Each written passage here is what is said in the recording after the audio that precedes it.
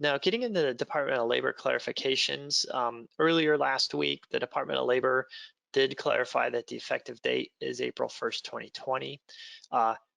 The Department of Labor has issued some guidance on if there are separate corporations, but they have some type of interaction between each other, the joint employer, how that's going to be analyzed to determine whether the employer has 500 or more employees.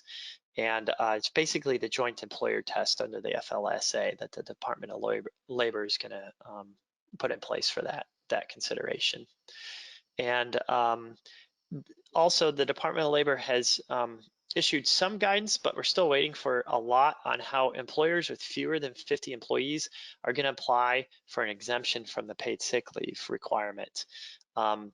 The Department of Labor says, don't send us anything at this point, but just document the hardship that you're going to have if you had to provide this paid sick leave to employees. And we'll talk about this exemption here in a little bit, but employers should be documenting how the difficulties that would be created for the employer, and basically if the employer had to comply with this, that it would have to shut down their business if it had to comply with the paid sick leave. That's the type of evidence you're going to have to get this exemption if you've got fewer than 50 employees. And it's not an automatic exemption, you're going to have to prove this. So just because you're fewer than 50 employees doesn't mean you don't have to comply. You're going to actually affirmatively somehow, we don't know how yet, apply to the Department of Labor to get that exemption to be exempt from providing this paid sick leave.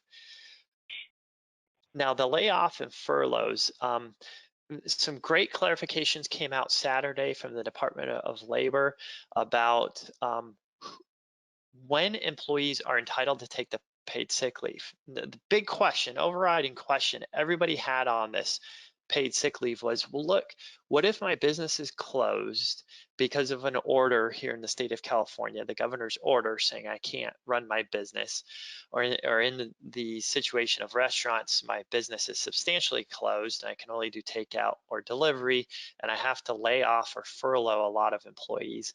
Does that mean I still have to provide this paid sick leave, up to 80 hours of paid sick leave at the employee's full rate of pay, because they can't come into work because we just don't have the business to do it?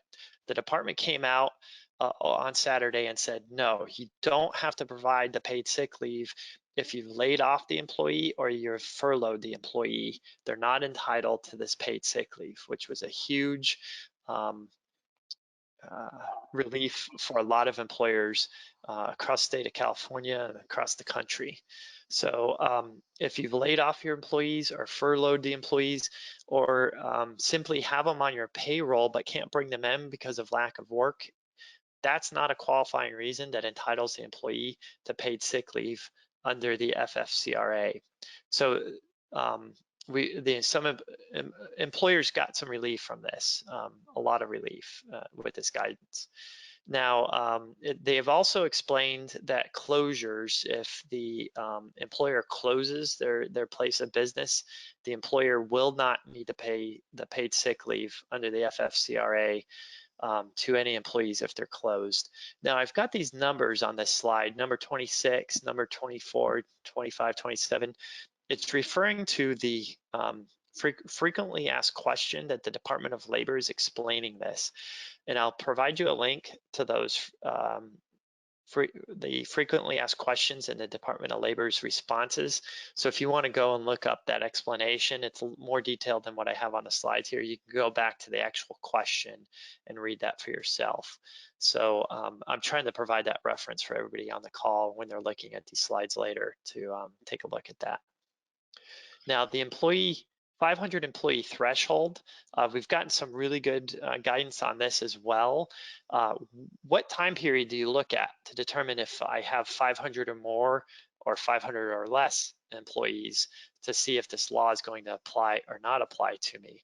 The Department of Labor said basically you look at the number of employees on the day that the employees leave would start to determine whether you have fewer than 500 employees for purposes of providing the expanded FMLA and paid sick leave. So basically, this is going to be an ongoing test, and at any time you move above the 500 employee threshold, then the law will not apply to you, but to the extent you go below the 500 employee threshold, the law will apply to you on an ongoing basis, on a rolling basis. Now, the Department of Labor also clarified about this exception with businesses with fewer than 50 employees. It said they can be exempt from providing the paid sick leave due to school or place of care closures and the expanded FMLA leave if only for these reasons. So an authorized officer of the business has determined that 1, providing the leave would result in the small business's expenses and financial obligations exceeding available business revenues and cause the small business to cease operating at minimal capacity. 2, the absence of the employee would put the company at a financial risk or operational risk because of their specialized skills, knowledge of the business, or responsibilities. Or 3, if there are not sufficient workers who can fill in for the employee who is requesting the leave. And this is question number 58 on the Department of Labor's website. So you need to meet one of these reasons to get that small business exemption for providing the paid sick leave.